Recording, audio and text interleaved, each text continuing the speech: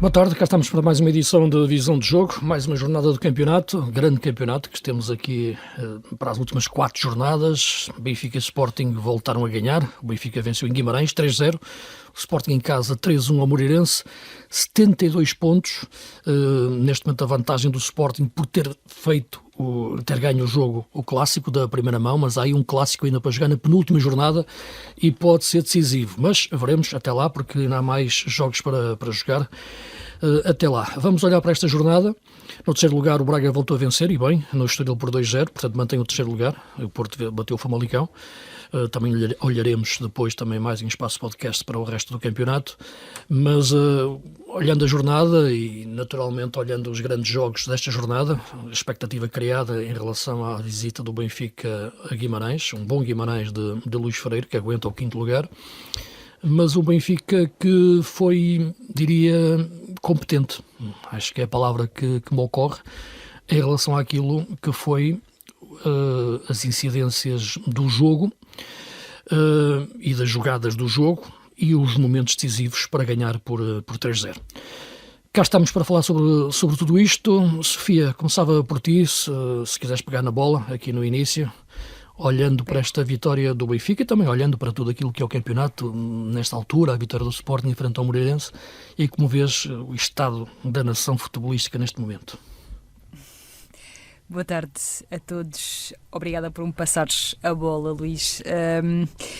Então, fazendo assim um apanhado mais superficial, acho que dos dois líderes do pelotão, digamos assim, o Sporting foi a equipa que ganhou com maior competência nesta jornada.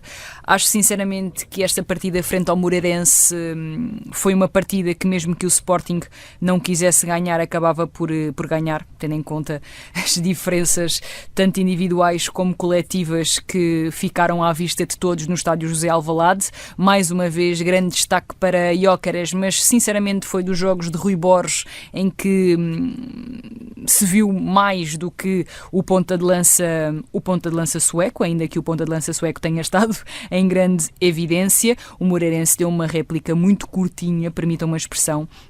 Acho que este Moreirense já fez melhor esta temporada, mas compreendo e percebe-se, claro, que são realidades completamente diferentes. No que toca ao Benfica, discordando já de ti, acho que o Benfica não foi nada competente do ponto de vista coletivo, claro, em Guimarães. Sinceramente, penso que este foi um dos 3-0 mais mentirosos de que me lembro, a que me lembro de assistir.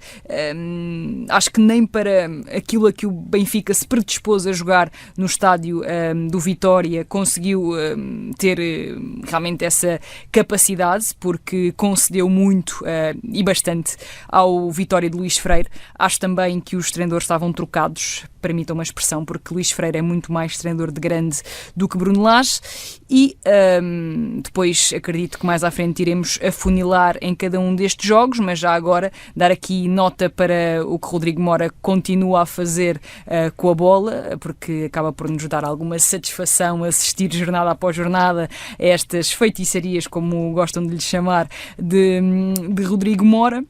Acaba por abrilhantar os jogos do Futebol Clube do Porto, jogos esses que não têm sido propriamente espetaculares, ainda que eu deva confessar que esperava mais do Famalicão em termos ofensivos no estádio do Dragão, e isso não aconteceu. Nuno, queres arrancar agora tu? Sim, boa tarde. Em profundidade. Boa tarde a todos.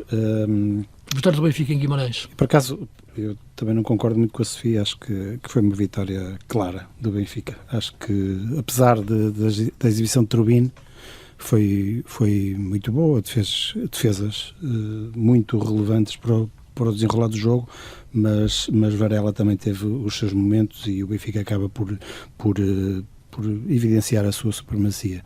Acho que o Benfica reagiu bem, sobretudo foi uma equipa que reagiu bem àquele resultado negativo que tinha tido com o Arouca na jornada anterior. E acaba por fazer um jogo com umas unidades abaixo do rendimento normal, desde logo Di Maria, que me pareceu desconfortável. Segundo jogo consecutivo, na minha opinião, a ser o pior da equipa, Di Maria. Sim, e aliás eu acho que ele começou o jogo muito desconfortável. Talvez por algum problema físico, se calhar também pelas próprias circunstâncias do jogo, mas acho que não atravessa de facto um bom momento, mas depois curiosamente ter feito um bom jogo no Dragão e agora caiu bastante no jogo com o Arouca e nisso estamos de acordo que talvez tenha sido o pior jogador do Benfica neste jogo.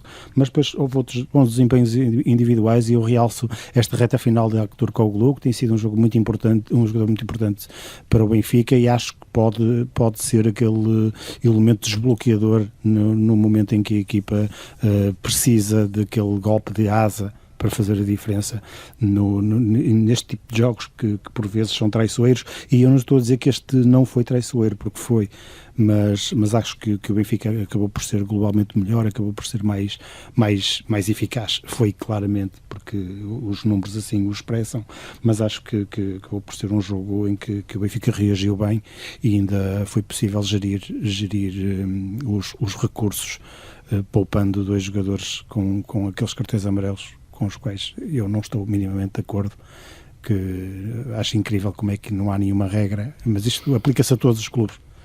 Não estou de acordo, nunca estive de acordo com isso. Acho incrível como é que não se cria nenhuma regra. As pessoas do IFAB lá saberão.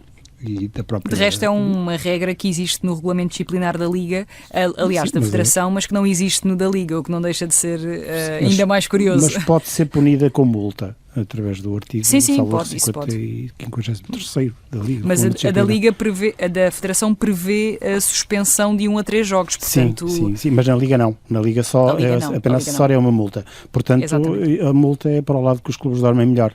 Por isso acho que é mau demais. Há uns anos instituiu-se o cartão amarelo, que o jogador via propositadamente para falhar o jogo da taça contra as equipas da terceira divisão, e isso acabou, e o castigo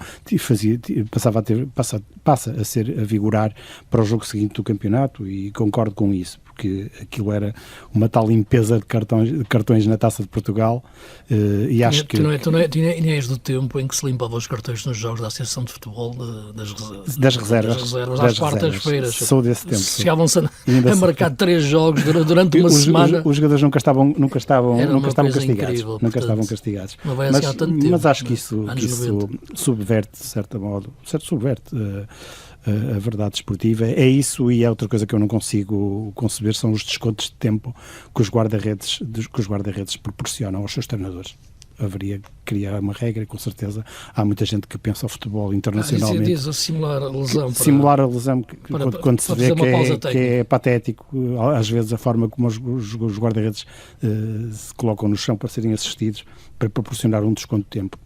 Curiosamente, este fim de semana vi 2 treinadores a fazerem isto e perderam. Pronto, se calhar Deus é então grande. tiveram aí o castigo, digamos assim. O crime não compensa.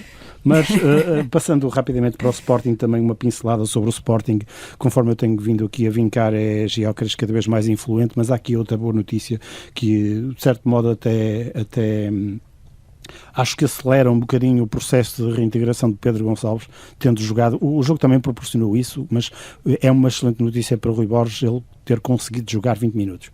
E acho que acelera o processo de reintegração e talvez caminhe para ser um bocadinho mais importante do que aquilo que eu achava depois da lesão. E jogou 20 minutos e com ações importantes no desenrolar desses minutos, digamos assim. E acho que não é só aquilo que ele pode dar em campo, que é muito, mas é a alegria com que ele está a jogar. Concordo, sim. Ele até transmite alegria aos próprios companheiros de equipa, e acho que isso pode ser um dado muito importante, e pareceu-me realmente que o Sporting foi uma equipa mais feliz a jogar neste último jogo, e acho que acabou por vencer sem margem para menor dúvida o Moreirense, e com 3 golos do suspeito do costume, que, como diz Rui Borges, e eu também já escrevi, desfrutemos enquanto o temos. E também desfrutemos enquanto o temos. O Rodrigo Mora, que apesar de Martino Anselmi ter dito que que vai continuar para a próxima época. Eu também acredito que será o melhor para Rodrigo Mora manter-se no Porto mais um ano, pelo menos, para consolidar tudo aquilo que tem deixado nesta reta final do campeonato, estas boas promessas, e acho que é o melhor nesta tenra idade manter-se a jogar no seu habitat natural. Ele não está a fazer por passar despercebido. Sim, isso não me parece que haja nenhum, não há um colosso internacional que de certeza que não esteja a observar, mas eu acho que em termos de gestão de carreira e não podia estar melhor agenciado, porque é Jorge Mendes quem trata dos assuntos dele. Parece-me que acho que a melhor opção de carreira seria continuar, sair neste momento, sair aqui do seu habitat natural, sair da sua zona de conforto. Acho que ele tem muito para dar, pelo menos até se consolidar como uma opção na seleção A, que é o que eu acho que vai acontecer até ainda, talvez na próxima convocatória. Não me parece que haja grande margem para Roberto Martínez, pelo menos não o chamar. Se o utilizar ou não é outra coisa. E o Braga, mais uma vez, muito competente. O Braga que tem sido muito sólido nesta reta final e que promete manter bem acesa ali a luta pelo terceiro lugar do campeonato.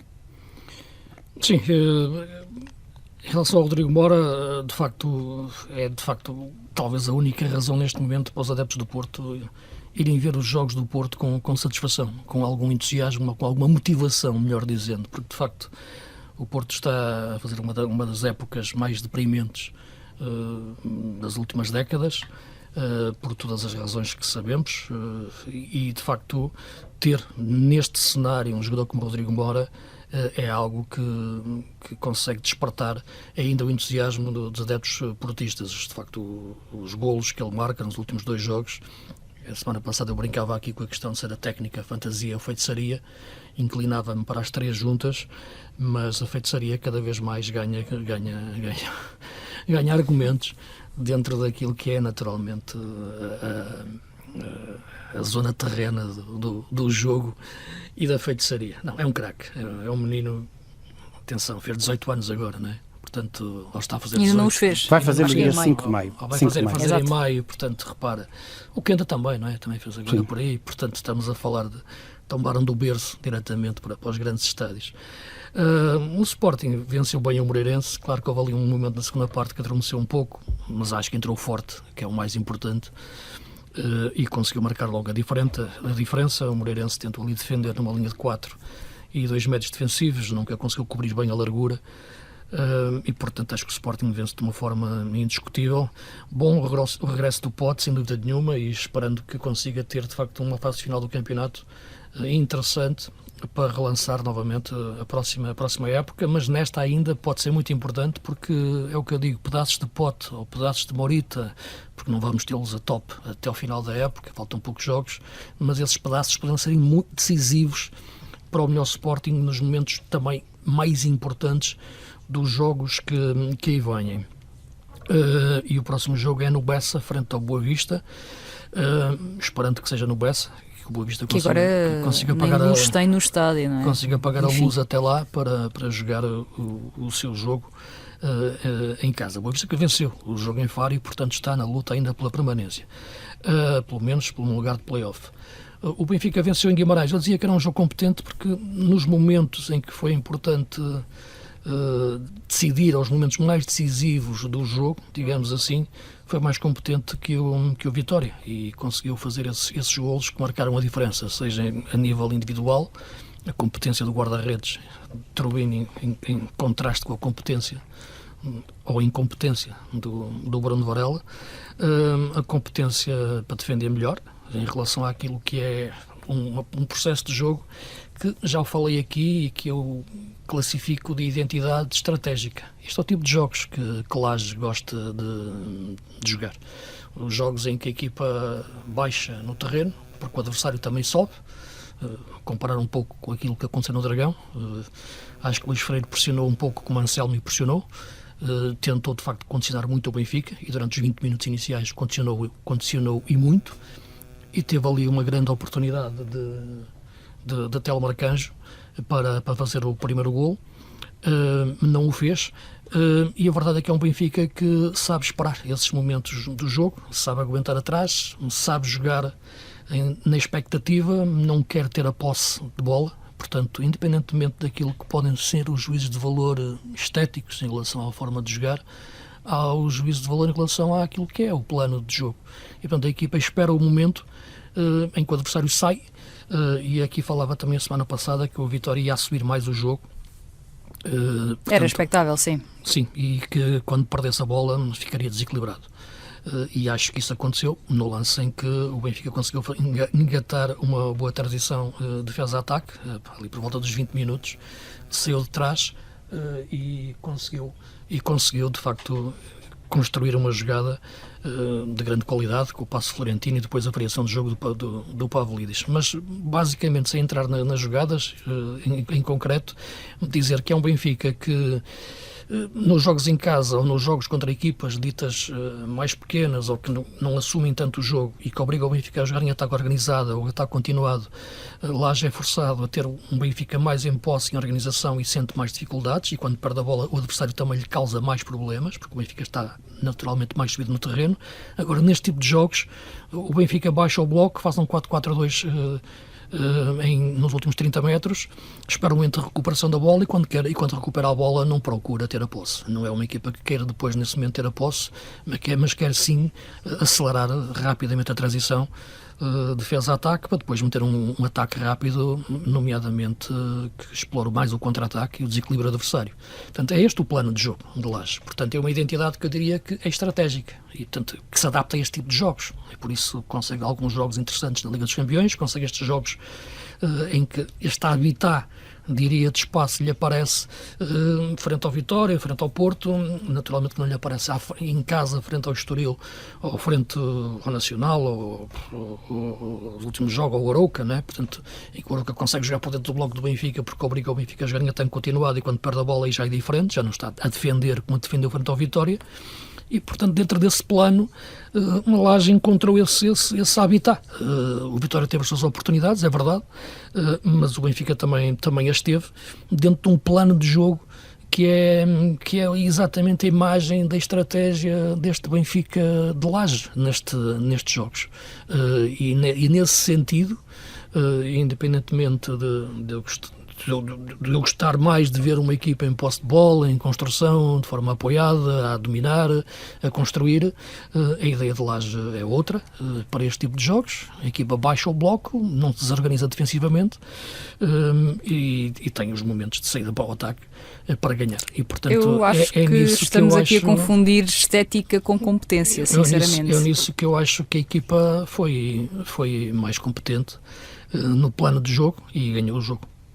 Mas diz. Porque eu acho que estão a confundir, neste caso estás a confundir estética com competência. A mim não me interessa muito se Bruno Lage prefere colocar a sua equipa a jogar em posse ou se prefere, neste caso, preparar a sua equipa para uma estratégia mais de transição, de organização defensiva e de transição. Ou seja, não me interessa muito o que é que eu prefiro. Isso é-me irrelevante para a análise. Agora, quando tu preparas este plano de jogo, também tens de ser competente a executá-lo. E não é uma vitória por 3-0 que atesta a competência do Benfica nesse plano de jogo. Isto pode parecer estúpido, e haverá gente que acha que esta minha análise é estúpida, mas a verdade é que o Benfica, durante a maior parte do jogo, não conseguiu executar esse plano. Porquê? Porque a maior parte das vezes estava completamente desposicionado nas segundas bolas, errava os passos todos, permitiu ao Vitória chegar como quis, sobretudo através do Gustavo Silva, que fazia várias incursões que deixavam a equipa do Benfica desconfortável, também através do Telmo Arcanjo, que neste caso provocou em Álvaro Carreras uma das piores exibições defensivas desde que está no Benfica. Também o Benfica permitiu ao seu guarda-redes fazer duas das melhores defesas da época. Eu até vou para este patamar, acho que Turbin faz 3 defesas monstruosas, mas 2 delas são da época, de todos os guarda-redes da Liga. E, portanto, eu acho que quando uma equipa se predispõe a jogar mais em transição ofensiva e a estar mais tempo em organização defensiva, não se predispõe a levar com este tipo de situações, ou seja, não é suposto permitir tudo isto ao adversário, e o Benfica permitiu, e não só permitiu isto ao adversário, como teve inúmeras dificuldades em ativar as suas transições, e acho que não foi só nos primeiros 20 minutos da primeira parte, acho que isso aconteceu várias vezes ao longo do jogo. De resto, a jogada do Benfica do primeiro gol foi um oásis no deserto, o Benfica fez aquela jogada ponto, em termos de ataque organizado, não me lembro de mais nenhuma jogada em ataque organizado com princípio, meio e fim por parte do Benfica, foi uma jogada muito, muito boa, acho que sobre isso ninguém tem dúvidas, só que a verdade é que o Vitória foi sempre mais equipa, foi sempre mais perigoso, foi sempre mais organizado, foi sempre mais capaz de jogar, de superar a pressão do Benfica, de chegar às zonas de finalização, de colocar os seus extremos 1 para 1 com os laterais contrários. Um lado era para encarar 1 para 1, no caso do Telmo Arcanjo, o outro lado é para atacar o espaço. Depois também referir que o Ramírez entrou para o lugar do Nelson Oliveira ao intervalo e teve também uma boa oportunidade para fazer o gol, e essa foi uma das tais defesas do Turbine, mas também foi um jogador que conseguiu várias vezes enquadrar os médios do Vitória, que fizeram de resto uma excelente exibição, tanto o Tiago Silva como o Andel. E do lado do Benfica, além de Pavlidis e de Turbine, que eu acho que foram decisivos para o que o Benfica conseguiu levar do jogo, Aktürkoğlu foi o jogador que foi tendo mais alguns rasgos, porque em campo aberto é de facto um jogador que eu acho que tem mais facilidades em mostrar o seu futebol, faz parte, tem a ver com o seu perfil e acabou por ameaçar aqui e ali. Mas, sinceramente, um resultado de 3-0 não é nada justo para o que se passou no jogo. Acho que não diz nada do que o Benfica conseguiu fazer ao longo da partida. Diz sim, e isso acho que é evidente para toda a gente, que o Benfica tem melhores jogadores do que o Vitória, porque mesmo nas oportunidades flagrantes que o Vitória conseguiu criar, além, claro, do mérito que houve de Turbine, houve outros casos em que se calhar outros jogadores naquelas vantagens, naquelas situações claras de vantagem, poderiam ter conseguido outra coisa. Eu lembro-me, por exemplo, na primeira parte de um remate de Nelson Oliveira de meia distância, que é uma má decisão, porque tinha à sua direita não sei se era o Telmo, se era o lateral daquele lado a aparecer e poderia ter-lhe dado a bola para a finalização, prefere o remate e acaba por não conseguir fazer o gol. Se calhar outro avançado naquela situação tinha dado a bola e tinha feito a melhor escolha. Portanto, sinceramente, eu não acho que daqui se retire grandes coisas positivas do jogo do Benfica. Acho que também na segunda parte o Vitória caiu muito na tentação do cruzamento. Foi uma equipa com poucas ideias no último terço, chegava lá com facilidade, até estabilizava, conseguia montar a sua organização no meio campo contrário, mas depois para chegar ao último terço e para chegar à baliza de Turbine, optou muitas vezes, demasiadas para mim, vezes pelo cruzamento, e de resto 2 dos bons apontamentos do Vitória foram precisamente golpes de cabeça, um do Nuno Santos e o outro já não me recordo quem é que foi, mas também foi de um cruzamento, mas acho que soube a pouco, tendo em conta a bola que o Vitória conseguiu ter. Portanto, volto a dizer, para mim isto não tem nada a ver com estética, toda a gente pode ter as suas preferências em termos de ideia de jogo, de filosofia. Acho que o Benfica foi incompetente no que se predispôs para o jogo, mas foi amplamente mais eficaz, e aí estamos completamente de acordo. Eu acho que o Benfica tem, o Vitória de Guimarães tem um padrão de jogo, uma matriz que é a sua característica e da qual Luís Freire não abdica. E o Benfica jogou também um bocado com isso, porque depois é como tu dizes, o Benfica tem muito melhores individualidades que o Vitória. E nota-se aqui a comparação que pode ser feita entre, por exemplo, os pontas de lança. Disseste há pouco que o Nelson Oliveira tem aquela má tomada de decisão, que não é uma novidade no Nelson Oliveira, senão teria feito uma carreira muito melhor. Mas a diferença para o Pavlidis, a tomada de decisão do Pavlidis em algumas situações, seja assistir, seja a finalizar, e a tomada de decisão de Nelson Oliveira. Seja variar o centro do jogo, como por exemplo fez no lance do gol, em que esteve muito bem. Muito bem, excelente. Aí é logo uma diferença abismal entre um e outro. E depois o Benfica também tem jogadores que desequilibram individualmente, caso como disse o Aktürkoğlu e o Di Maria, quando está bem. Nos últimos 2 jogos esteve muito mal, mas se Di Maria não resulta, há Sheldrup, há Bruma, até há Meduni no banco, há muitas opções. E já para nem falar do Dal, mas há imensas opções no banco, ou seja, daí dizermos já mais que uma vez que o Benfica é o plantel mais completo da Liga. Mas tem também no meio campo um jogador que, na minha opinião, é muito competente, não é só um, o Orjans também é muito competente, Florentino também é, mas Coxo é aquela unidade que chega sempre com perigo no último terço, é um bom apoio para Aktürkoğlu e para Pavlidis, e voltou a demonstrá-lo em Guimarães. Por isso acho que o Benfica acabou por permitir que o Vitória se dispusesse no campo da maneira como se dispõe habitualmente, e tirando daí partido. É verdade, podia ter sofrido, estava lá o guarda-redes e defendeu, e muito bem, mas a verdade é que foi efetivo no ataque, e com Pavlidis e jogadores em boa forma, como são os casos que já mencionei, acho que acabou por ganhar bem o jogo. Não vejo as coisas de outra forma.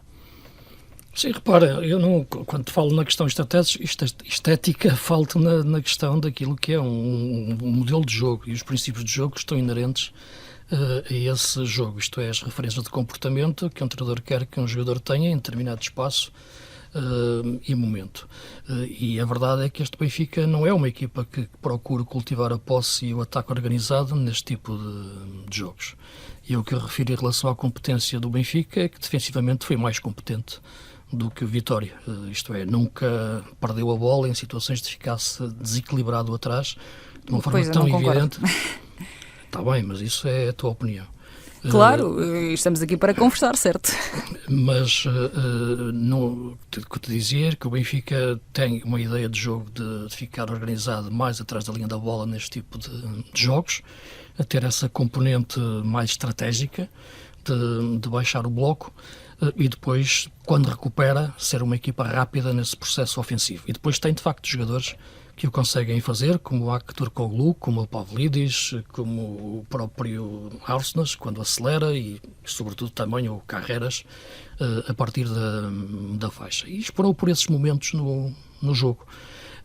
E a competência tem a ver com o facto de a equipa saber ser equilibrada defensivamente. Nos 4 momentos do jogo, no momento defensivo, no momento da transição defensiva, no momento da transição defesa-ataque, acho que foi mais competente. E foi mais competente a esse nível, de perceber o momento em que podia apanhar o adversário desequilibrado e perceber o momento em que tinha que estar equilibrado para defender. É natural que o Vitória teve as suas oportunidades. O Vitória é uma boa equipa. Luís Freire é um excelente treinador, acho que lhe fez muito bem, de facto. Naquela altura deve-lhe ter doído um pouco, naturalmente, o chicote em Vila do Conde, quando foi despedido, mas a verdade é que fez-lhe bem ir para Guimarães, apareceu essa oportunidade, montou aqui o 4-3-3, a equipa tem, de facto, médios que podem ter bola, como ele não tinha no Rio Ave, e fez um bom jogo, sem dúvida nenhuma, que teve as suas oportunidades e que fez um bom jogo. Agora, dentro daquilo que é uma linha de plano para o jogo, quando se fala em eficácia, tem-se muito a linha de pensamento da concretização. Mas coloco sempre naquilo que é os momentos em que tens que perceber o que é que o jogo pede, em função daquilo que tu queres dar ao jogo. Perdão, e este Benfica consegue ser uma equipa compacta quando tem que defender.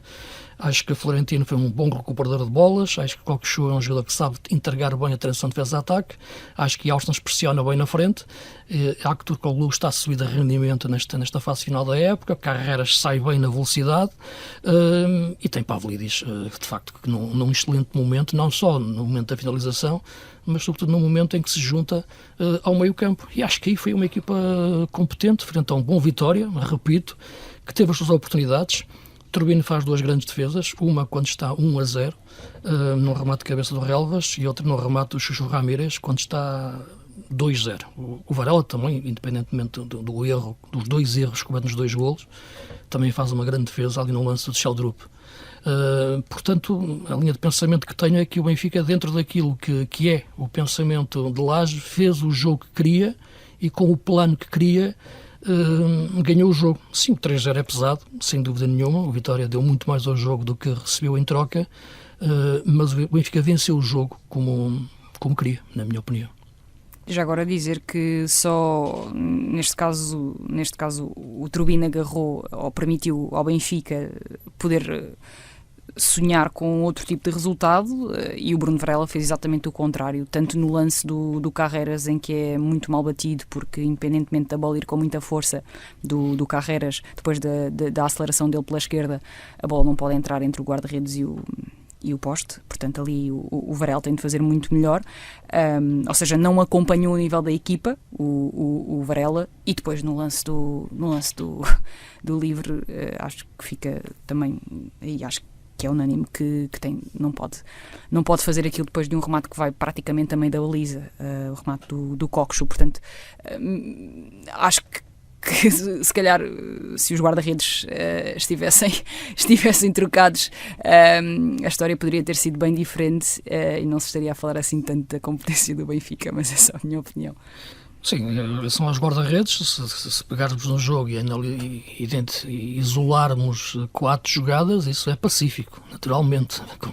Comparar a exibição do Trubin com a exibição do Varela, aí é evidente que a incompetência do Vitória é total e a competência do Benfica é máxima, mas eu falo no momento coletivo do jogo, sobretudo de transição defensiva, em que eu acho que o Benfica foi mais competente e acho que isso fez a diferença no jogo e nos golos, sobretudo.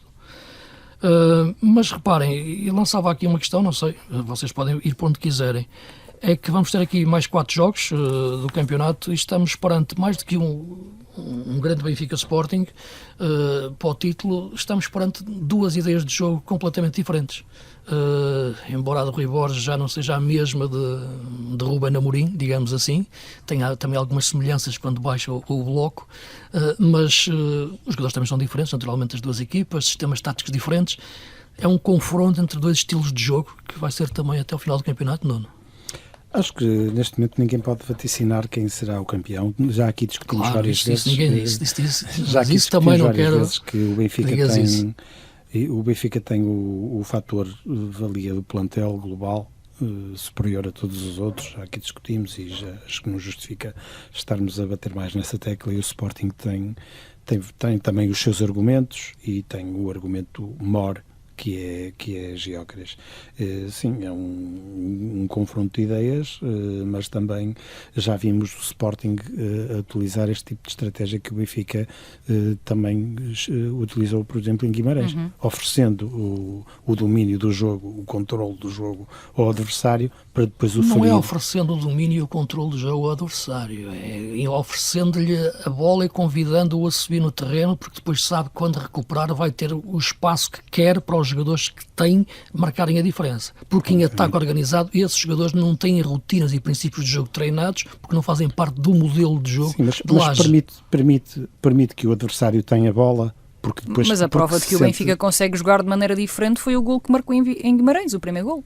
Sim, portanto, estes jogadores poderiam perfeitamente fazer isso mais vezes se fossem rotinados para tal. Esse primeiro gol do Benfica em Guimarães é exatamente um gol de aproveitamento de desequilíbrio do adversário e com espaço consegue sair da pressão pela direita, rodar o jogo para o outro flanco através da qualidade de Pavlidis de costas e depois o aparecimento de Coxu desde trás, portanto apanhou o Vitória desequilibrado. Em ataque organizado, mas o Vitória pressionou assim.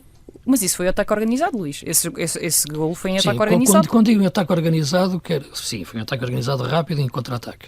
O que eu refiro é que permitiu-lhe a transição rápida, apanhando espaço que não apanharia se... Certo, mas o Vitória pressionou assim só naquele momento? Foi naquele minuto só que o Vitória pressionou assim? Não, o Vitória pressionou assim muito tempo do jogo. Portanto, o Benfica poderia ter feito aquilo mais vezes. Não quer. Podia, mas não conseguia. Muitas vezes não conseguia. Não quer. Não acho que é que não quero, acho que o Benfica não conseguia sair muitas vezes. Muitas vezes a forma do Vitória pressionar tinha efeito, conseguia impedir que o Benfica saísse. Então, e quantas vezes voltava... o Benfica bateu bola na frente sem qualquer critério dos próprios centrais? Porque não conseguia sair. A questão é que não conseguia sair, o Benfica não conseguia sair com a qualidade que devia sair. As ligações que deviam existir entre Florentino, Coxu e Ausnas para depois sair de uma forma organizada em contra-ataque, não o conseguia fazer. O Vitória nesse momento estava organizado defensivamente atrás, não estava desorganizado e batia na frente. E batia na frente de uma forma primária, quase excessivamente primária, à espera depois de uma segunda bola.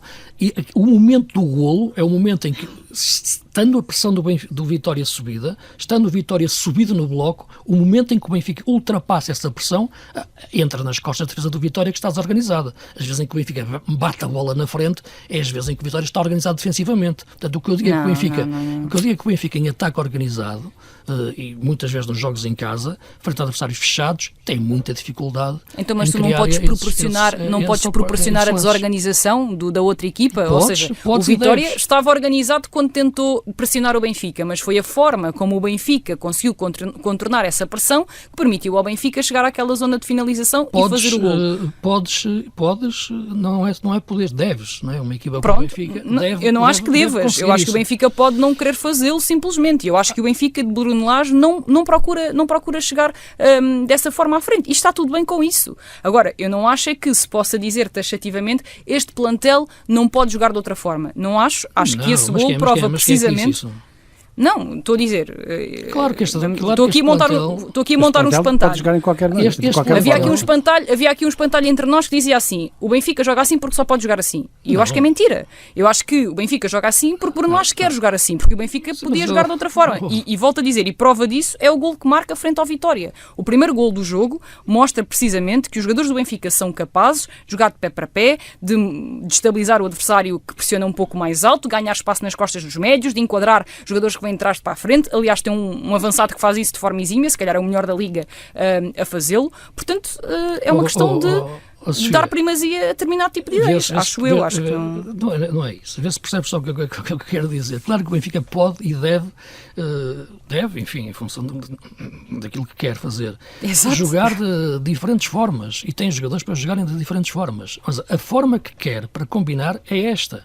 É esperar o adversário. Estamos de acordo. É esperar que o adversário suba no terreno e depois ter a exposição espacial atrás do adversário desequilibrado e colocar em prática o ataque rápido com os seus jogadores que têm a capacidade, sim, para jogar de formas diferentes, mas não têm esses princípios de jogo. Os princípios de jogo, que são as referências comportamentais que os jogadores têm em determinado momento, fazerem uma coisa e depois fazerem outra, Lage prefere esta. Portanto, certo, e nesse mas sentido, eu não acho que o Vitória tivesse desorganizado nesse momento do jogo, ou seja, acho que o Vitória pressionou alto como pressionou noutras alturas do jogo, só que nesse caso o Benfica decidiu fazer assim, ou seja, poderia ter fazido outras vezes. Repara, e não fez. Quando eu refiro que está desorganizado, está desposicionado defensivamente, é natural. O momento da transição é um momento de desequilíbrio. Mas porquê está desposicionado? Eu não acho que esteja desposicionado, sinceramente. Por uma razão. Aliás, o próprio Luís Freire diz que o que correu mal nessa jogada foi o Vitória não ter sido mais forte nos duelos para fazer falta. Sim, se fizesse uma falta, naturalmente travava a jogada. Não, o que eu digo é que... Exato. O que eu te digo é que... O Vitória até estava 4-3 no início da jogada, tinha mais jogadores na zona da bola. O que refiro é que o momento de transição, por definição, é um momento de desequilíbrio do adversário. Enquanto estás equilibrado para defender e de repente vais ter que te reequilibrar. No caso do Vitória, o Vitória estava equilibrado para atacar, mas não, e quando perde a bola vai ter que se reequilibrar para defender. O período que demorou a ter se reequilibrar para defender foi o momento em que o Benfica meteu a transição defesa-ataque, rápida, em contra-ataque. E, portanto, nesse momento apanhou o Vitória desequilibrado.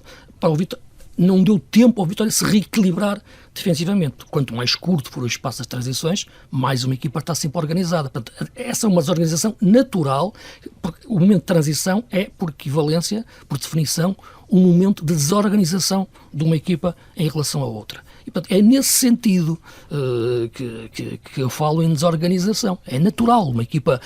repara, quando dizem que uma equipa joga em contra-ataque, uma equipa nunca joga em contra-ataque. O contra-ataque depende sempre que o adversário se desequilibre num momento em que perca a bola para tu poderes explorar esse espaço. Se o adversário nunca sair de lá de trás, tu nunca vais ter hipótese nenhuma de contra-ataque. E acho que é essa a opção de jogo do Benfica. Acho que em espaços, em alguns jogos, Rui Borges também já optou por essa estratégia, nomeadamente nas segundas partes, de dar um bocadinho, de oferecer a bola ao adversário. E deu-se mal. Creio que até houve uma contabilização, desculpa Nuno, acho que o Sporting no total perde 8 pontos depois dos 80 minutos. Sim, acho que é algo assim desse género. Sim. E acabou por pagar caro essa estratégia de Rui Borges. E acho que a partir de determinado momento percebeu o treinador de Sporting que essa não era a opção, e viu-se agora com o Moreirense que ok, depois do 3-0 sofreu aquele golo 3-1, mas depois não houve mais possibilidades do Moreirense sequer assustar o Sporting, e o Sporting acabou por ganhar confortavelmente e fazer aquilo que lhe competia, porque Rui Borges não abriu o flanco, caindo no erro, que já lhe tinha custado caro noutros jogos, de oferecer a posse de bola ao adversário e esperar o erro no último terço para depois sair em contra-ataque. Já saiu mal mais do que uma vez, e agora nesta reta final não me parece que vá voltar a correr esse risco. Mas não compras aquela ideia que te referia, e tu também, Sofia, de que vamos ter um confronto de estilos diferentes de jogo até ao final do campeonato? O campeão sairá de um estilo de jogo diferente entre Sporting e Benfica, que é também, além do confronto dos grandes rivais, é um confronto de estilos. Acho que ou seja, acho que não estamos a falar de estilos que estejam nos antípodas, mas acho que o Sporting e o Benfica têm algumas diferenças, sim. Acho que o Sporting procura mais vezes ao longo das partidas, às vezes não consegue, mas procura mais vezes ter esse controlo através da posse, embora não seja uma equipa que procure posses muito longas, até porque lá está, tem sempre um jogo muito talhado para o ataque à profundidade de Gyökeres, mas, por exemplo, acho que há um bom exemplo para falarmos sobre isso. Se olharmos para o Santa Clara Benfica e se olharmos para o Santa Clara Sporting, no Santa Clara Benfica, o Benfica permitiu muito mais ao Santa Clara a troca de bola, as posses um bocadinho mais prolongadas, para depois novamente atacar em transição, e o Sporting foi a equipa que teve poucas ideias, mais tempo em organização ofensiva. Ou seja, apesar de eu achar que não estamos aqui a falar de ideias que estejam nos antípodas, acho sim que são ideias um bocadinho diferentes, e que mesmo assim o Sporting ainda é a equipa que durante mais tempo tenta esse controle e tenta passar mais tempo em ataque organizado, embora, repito, não seja uma equipa que queira prolongar muito esses ataques.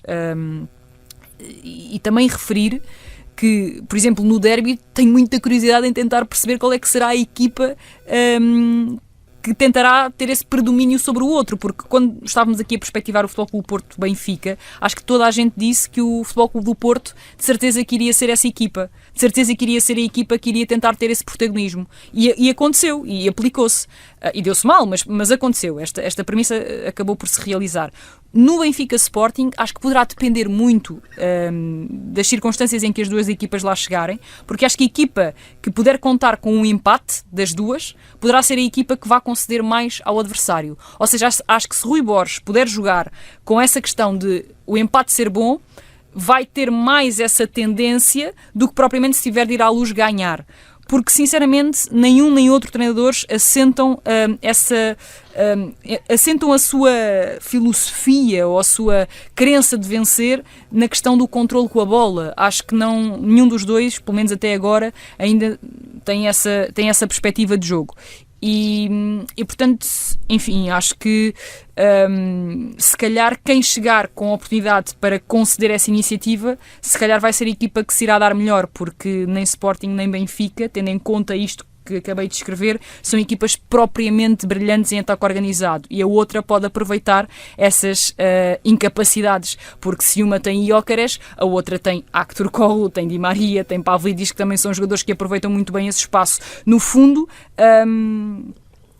será um bocadinho o jogo do gato e do rato, porque eu não vejo nenhuma nem outra capaz de chegar, assumir o controle e tentar ganhar a partir daí, e ter argumentos suficientes coletivos para ganhar a partir daí, como era, por exemplo, o Sporting de Rubén Amorim. Fez isso várias vezes no Estádio da Luz, até com treinadores diferentes. Lembro-me com Jorge Jesus e também me lembro mais recentemente com outros. Portanto, e aí sim nós sabíamos o que é que iria acontecer. Agora acho que ainda são muito acho que ainda é muito difícil de perspectivar. Acho que teremos de esperar pela forma pontual como as duas equipas chegarão a esse jogo, porque Agora, eu sinceramente Ok. não consigo dizer qual é que terá mais bola. Continuando a falar do campeonato, depois de falar de Sporting e Benfica, e falamos muito de Benfica e Sporting, sobretudo do Benfica, desta vitória em Guimarães, é o tema do momento, e já vimos que temos pontos de vista diferentes em relação àquilo que foi, não só a exibição, mas sobretudo as ideias de Lage, e a forma de jogar, e a forma de ganhar, e porquê e como, todas as razões, causa e efeito, mas ainda bem, porque o futebol vive de visões diferentes, é uma visão de jogo, há diferentes visões de jogo, é mesmo isso, e portanto isso só é importante, isso só é bom, só é interessante que o debate fica melhor. A verdade é que, como já referi, 72 pontos para Benfica e Sporting, ao clássico, e de facto o que a Sofia dizia era importante na parte final, o que disse antes também era importante, mas na parte final, sobretudo para a questão do empate, da questão de quem pode jogar com o empate nesse clássico. Não é jogar para o empate, é jogar com o empate. O Sporting vai ter deslocação agora ao Bessa e depois o jogo com o Gil Vicente. O Benfica vai ter o jogo agora em casa com o Aves e uma deslocação ao Estoril. Portanto, se ambos ganharem os seus 2 jogos, portanto o clássico poderá mesmo, de facto, não digo ser só decisivo, porque depois na última jornada há um Sporting Vitória e um Braga Benfica. Mas pode ser o jogo que dá o campeão. O clássico? Sim, o derby, ou seja, se Pode, o Sporting sim, chegar... pode ser. Exatamente, há Sim, essa possibilidade. há essa possibilidade, como pode, isso seria, do meu ponto de vista de adepto do futebol, o ideal é chegar até o último minuto da última jornada, Com possibilidades para os dois. com possibilidade para os dois. Já aconteceu. E está metido aqui no meio, nessa discussão, um Vitória que está a lutar pelo lugar europeu, o 5º lugar, e o Braga no 3º lugar. Venceu bem o Estoril, digo eu, pelo menos no início do jogo. O Estoril teve ali uma oportunidade a começar, é verdade, mas o Braga fez 2 golos com o Robles, de facto, não lhe correu bem aqueles 2 lances, o guarda-redes do Estoril. E é um Braga que continua a apostar no Afonso Patrão, a equipa continua a jogar o seu futebol, continua a ter um João Moutinho, que é o motor, a rotação da equipa. E é um Braga que... E podemos dizer um dos melhores médios do campeonato. Acho Sim, que sem é dúvida. consensual. Sem dúvida nenhuma. E, portanto, neste momento, o Braga, o próximo jogo é em Famalicão. Até-se ver esse Famalicão-Braga. Sexta-feira. Sexta-feira à noite. Não joga o Aranda, está castigado. Portanto, é uma baixa para o Famalicão, como agora no Estoril não jogou o João Carvalho. Portanto, para o Braga, estes 2 jogos a esse nível não lhe correm mal em relação aos craques das equipas adversárias. Mas como é que fez este duelo? Pode ser lugar? Neste momento, este Braga não dá qualquer indício de quebrar. Não dá e também há agora um fator importante para estes últimos jogos, que são os regressos de Fran Navarro e de Roger. São 2 jogadores importantes que tiveram sua importância já na época do Braga. Roger com maior exuberância, mas Fran Navarro também é um ponta de lança que é um goleador e é um jogador que vai dar seguramente muito jeito para esta reta final do campeonato. Não é que Afonso Patrão não esteja a dar conta do recado. Neste jogo não foi tão decisivo como tinha sido nos outros 2 anteriores, com um golo e com uma assistência, mas neste jogo não foi tão exuberante, mas ainda assim acho que se exibiu em bom nível.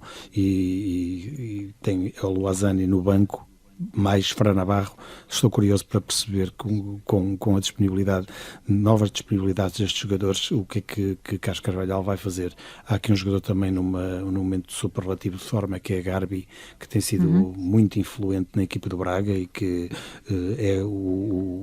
sinaliza tudo aquilo que de bom na segunda volta tem feito esta equipa, e de facto tem sido números impressionantes, com exibições convincentes, embora agora no Estoril tenha entrado praticamente a ganhar, porque com esses 2 golos que... Acho que foi a melhor exibição do Garbi na temporada. Sim.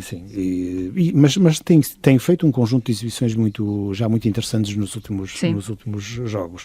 E depois também há ali, além de João Moutinho, tem Salazar, que é um portento também de técnica, que acho que foi um reforço de inverno excelente para o Braga, e acho que neste momento não dá sinais de grande consistência. Tem um calendário teoricamente mais difícil do que o Futebol Clube do Porto, mas a verdade é que tem passado os sucessivos testes, porque quem achasse que o Braga ia passear no Estoril estaria enganado, e a verdade é que o Braga ganhou o jogo sem grande discussão, pelo menos na minha opinião.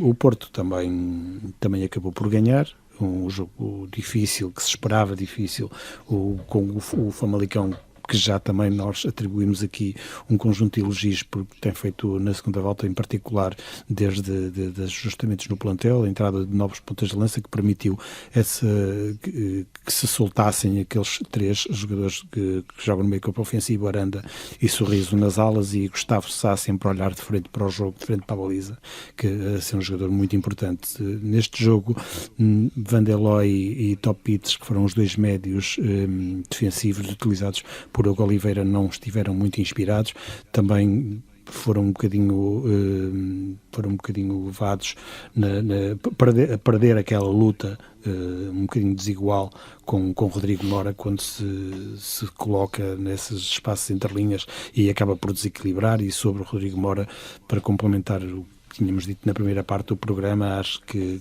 faz lembrar aquelas equipas que toda a gente sabe como jogam, mas ninguém sabe como contrariar. Porque Rodrigo Mora recebe a bola na área e há um frisson na bancada. Ou seja, os adeptos estão sempre à espera do que vai acontecer. E o que é que aconteceu neste último jogo? Recebeu 2 vezes a bola na área e as 2 vezes concretizou daquela forma. De lados opostos. De lados opostos e a dançar sobre os adversários. Mais uma assistência de Francisco Moura. Penso que o lateral direito, Calegari, poderia ter feito muito melhor a travar essa... O Moura, nesta altura, com aqueles 2 passos para o Moura, é o segundo melhor assistente da época. Portanto, atenção que qualquer coisa que aquilo se possa conta dizer como assistência. Conta, certo. Não, mas qualquer coisa que se possa dizer sobre a assistência do Moura pode parecer ridícula, mas o passe não foi nada mau, ou seja, a forma como o Moura... Sim. Do Moura, sim, exatamente. Acho que o passe não foi nada mau, porque foi bem descoberto, o Rodrigo Mora. Agora, se me disserem, mas é um passe que não... Ou seja, o Mora não recebe em vantagem. Não, isso não recebe de todo. Depois aquilo que ele faz é que permite o golo, mas realmente o passe do Moura foi bom, e se continuar assim foi aquilo que comentávamos no grupo enquanto estava a dar o jogo, vai ser o melhor assistente da temporada, porque qualquer que seja a forma que lhe dê a bola, que ele dá em golo, não é? Mas claro que todos os golos nascem de erros de adversários.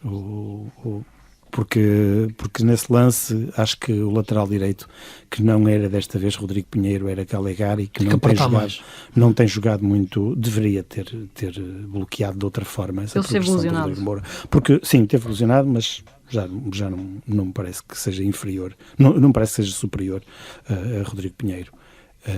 Apesar de vir com um currículo importante no Fluminense. O Rodrigo estava em boa forma, de resto. Excelente também achei estranha a saída do 11. Sim, muito rapidamente, Sofia, porque depois temos pouco tempo. Sim, eu vou ser rápida, até porque o Nuno já disse quase tudo. Sim, mas olhas para este Braga-Porto, este duelo, neste momento... E só tenho pena que não haja também um Braga-Porto, como haverá um Benfica-Sporting, que era muito interessante. Já houve, exato. E foi que o Braga conseguiu vencer e foi aí nesta que reta final, digamos, para tornar isto ainda mais... Sim, o Braga já teve a 15 pontos, já teve a 15 pontos do Porto, portanto, a perceber exatamente o que tem sido nesta época do Porto, nesta segunda volta sobretudo. Porque de facto o Porto vive muito, a gente está aqui a falar do Porto e está sempre a falar de um jogador, não é? Portanto, do Rodrigo Mora. É uma individualidade que neste momento sobe acima do coletivo, aqui sim. Sim, sem dúvida. Deixa-me só dar ali um toquezinho no Braga, porque eu acho que é muito curioso que este Braga termine a época assente em figuras da sua formação. Acho que tanto se procurou e a verdade é que algumas das boas valias do plantel estavam ali, a começar por Onicek, que acho que é um jogador que tem já o elogiei aqui variedíssimas vezes, mas sinceramente vale sempre a pena, porque acho que é um jogador que tem um teto muito superior ao do Mateus, independentemente do tempo que o Mateus passou no Braga e da figura que ele representava. Depois o Garbi, que eu acho que vamos ver o que é que acontecerá a este menino, porque de facto é um talento também ali, contudo, para poder ainda dar muito a esta equipa. Eu digo vamos ver o que irá acontecer, porque se nesta reta final o Roger recuperar, não sei se Carvalhal mantém Roger e Garbi ao mesmo tempo no 11 titular, tenho alguma curiosidade para perceber. E depois dizer também que, independentemente de estarmos aqui a falar de meninos da formação, eu acho que aquele que tinha menos a aportar à equipa foi aquele que acabou por saltar do 11 inicial, e falo de Gorbi. Acho que Racic consegue transportar a equipa para outro patamar e faz uma complementariedade muito mais acomodada, digamos assim, com o craque João Moutinho, e volto a dizer, um dos melhores médios do nosso campeonato. Do lado do Porto, claro que o Mora é aquele que nos vai encantando, sinceramente. Estamos a falar de um jogador que tem apenas 17 anos e que está muito longe ainda de ser consistente até nas próprias ações dentro do jogo, ainda tem muito por onde crescer.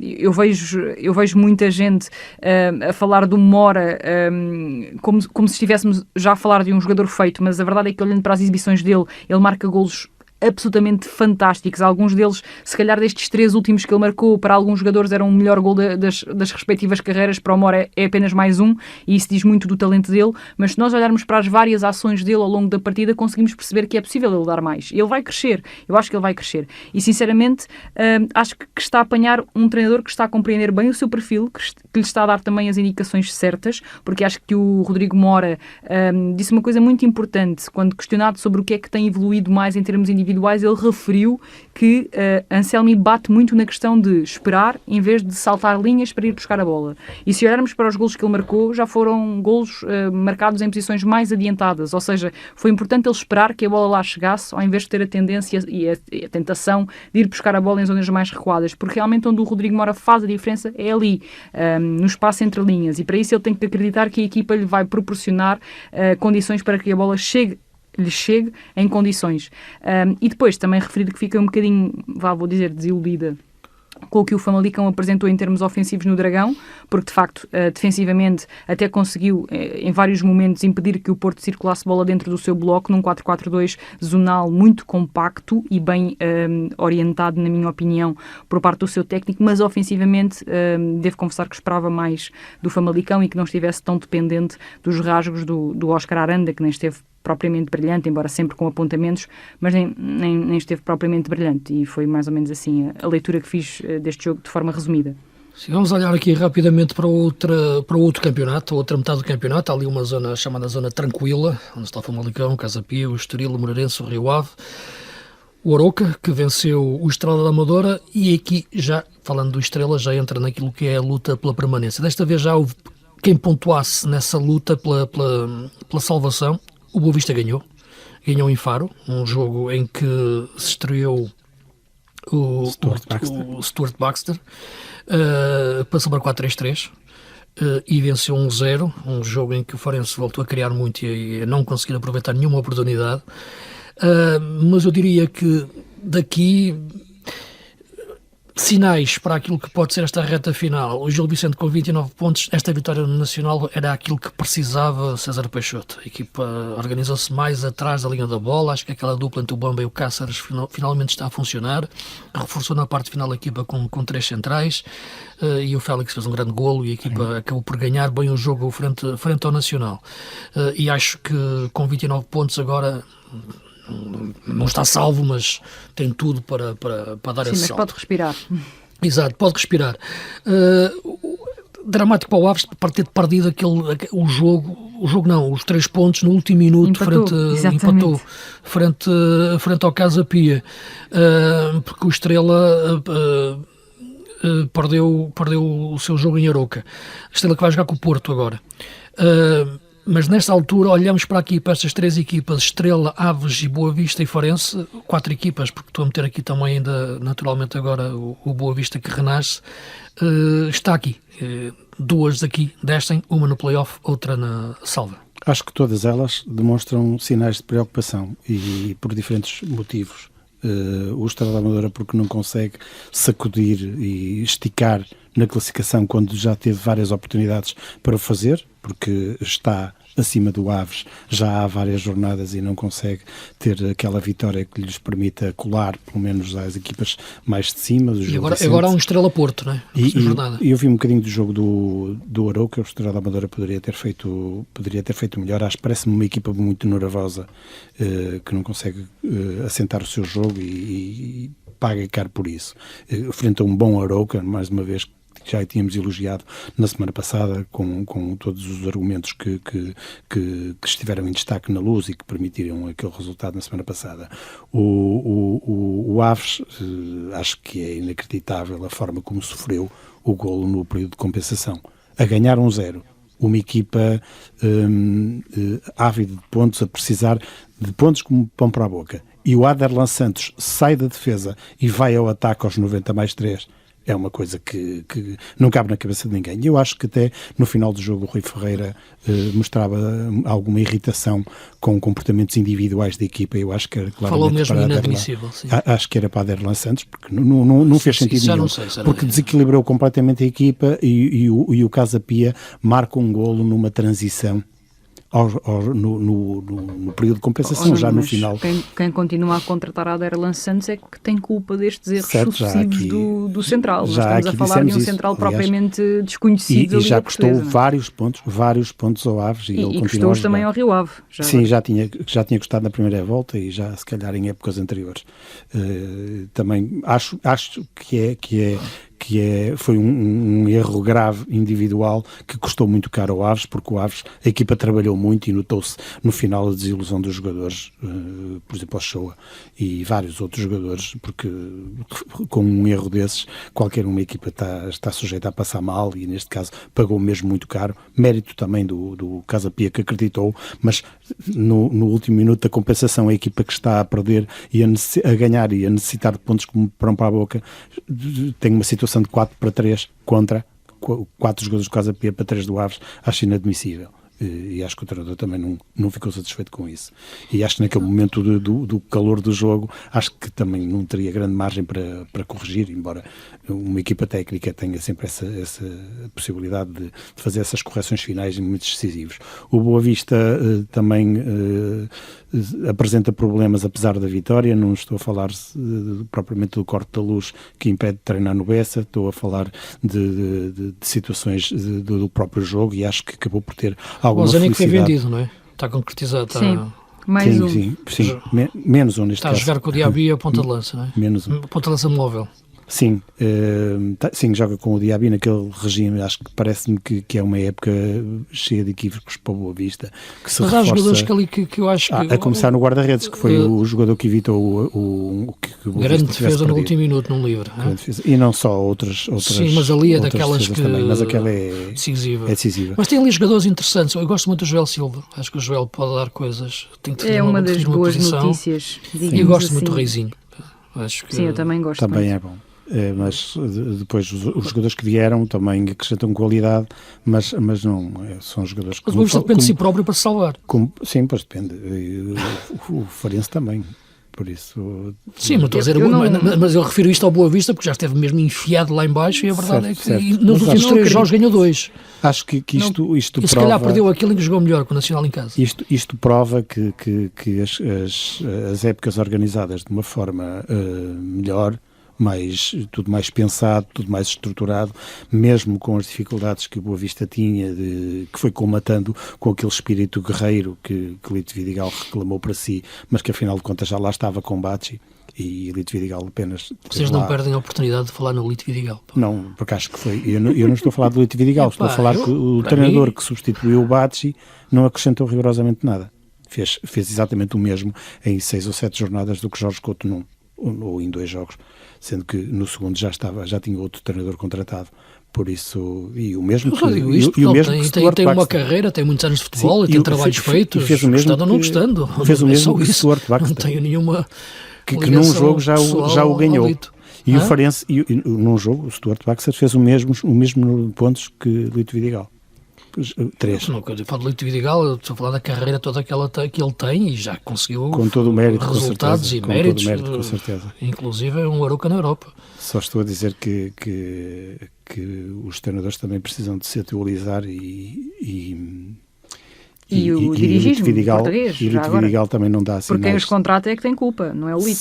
Sim, é que já aqui falamos na semana passada que esta responsabilidade maior terá sempre de ser assumida pelos seus dirigentes, e no caso concreto Fari, que não pode ser só o presidente da SAD para os bons momentos, também é o presidente da SAD para os maus momentos, e com certeza que como antigo jogador e um nome respeitado no Boa Vista, no final aparecerá, para o bem ou para o mal, aparecerá a dar a cara. Eu tranquilo, eu só não gosto de colocar rótulos a treinadores, seja eles quais forem, seja o Lito, seja o Laje, seja o Rui Borges, seja o Ruben Amorim, é só isso. Acho que cada um tem a sua competência, as suas ideias, e do futebol tudo é legítimo, dentro daquilo naturalmente que é o jogo e as regras. Sofia, como é que olhas para esta reta final da época aqui nestas equipas? Aves, Estrela, talvez por ali se vá decidir o play-off ou a permanência. Eu acho que o Boa Vista só pode mesmo confiar no Vlasic, é assim que se diz, não é? Vaklic, guarda-redes. Vaklic, não é Vlasic, é Vaklic, é ao contrário, o L é depois. Mas sim, acho que é o jogador que eventualmente pode aqui segurar alguns pontos para o Boa Vista, porque de resto, muito difícil o caminho que a direção deste clube foi trilhando e, portanto, não vejo grandes hipóteses. Depois estará ali entre o Farense e o AVS. Sinceramente, acho que serão as duas equipas que irão lutar pelo play-off. E não é injusto, porque se olharmos para o campeonato, acho que a tabela, em termos de tem pontos... sido mais a tendência essa, sim. É esta a tendência. Por exemplo, se olharmos aqui para algumas equipas, eu acho que o Aroca tem menos pontos do que devia ter para aquilo que joga. Se calhar o Gil Vicente enganou-nos ali numa altura da época em que se calhar esperávamos algo mais e depois a equipa caiu. Eu acho que houve ali um período... planeamento desportivo. Não houve. E o despedimento de Bruno Pinheiro não fez o mínimo sentido. Aliás, eu acho que houve ali um período que ficou claro para toda a gente que o César Peixoto era mais necessário no Moreirense do que no Gil Vicente. Ou seja, que o Bacci não veio aportar ao Moreirense algo melhor e que o César Peixoto não foi aportar ao Gil Vicente algo melhor. Portanto, estavam trocados. Neste caso, trocados não, porque o Bacci não estava no Gil Vicente, mas vocês perceberam a ideia. Pronto. Portanto, acho que houve aqui, mais uma vez, alguma falta de competência das estruturas e dos planeamentos, se eles existem, no futebol português. Acredito que haja mais em alguns sítios do que noutros, claro mas que sim.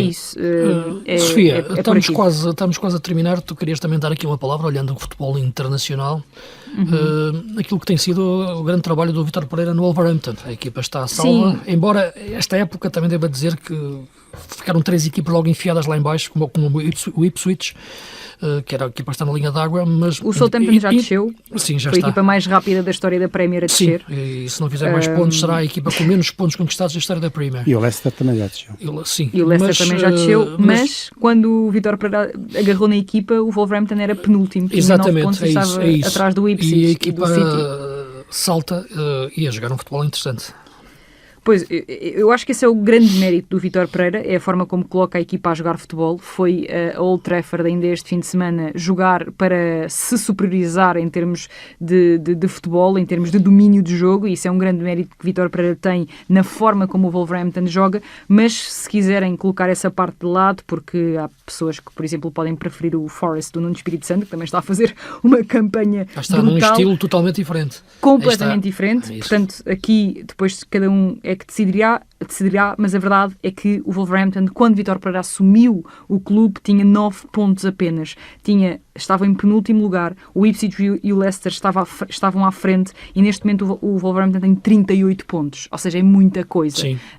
E é impossível na Premier League fazer isto sem nenhuma competência, é impossível, na liga mais exigente do mundo, e portanto só dar aqui o meu props para o Vítor Pereira, que eu acho que está realmente a mostrar novamente que é um treinador à séria. E teve aqui 5 jogos seguidos a ganhar, e antes desta série de 5 jogos seguidos a ganhar, as 5 vitórias consecutivas, questionava-se o futuro de Vítor Pereira. Já se apontavam vários nomes para a sucessão do novo Wolverhampton. Sim, é verdade, mas a competência vem sempre ao de cima. Portanto, temos que ficar por aqui, porque estamos mesmo aqui no limite do nosso tempo, também para o espaço de podcast. Para a semana cá estaremos outra vez, vamos ver se Benfica e Sporting descolam, se algum descola em relação àquilo que é o primeiro lugar, embora neste momento, em caso de igualdade, o Sporting mantenha a vantagem de ter ganho o seu jogo em casa. Podem nos continuar a ouvir na vossa plataforma preferida, em podcast e nos sites da TSF e do jogo, a página no YouTube do jogo, e com visões de jogo diferentes, todas admitidas, dentro daquilo que é as regras de jogo. Não vale a pena parar o jogo a meio para depois dar indicações à equipa toda. Eu acho que isso... Nem simular havemos falar, nem simular lesões, e portanto deixem também os vossos comentários dentro daquilo que eu peço sempre, o respeito e aquilo que é isto. Termos ideias diferentes, mas sabermos discuti-las e debatê-las com aquilo que nos une, que é a paixão pelo futebol. Um grande abraço e o futebol esteja convosco.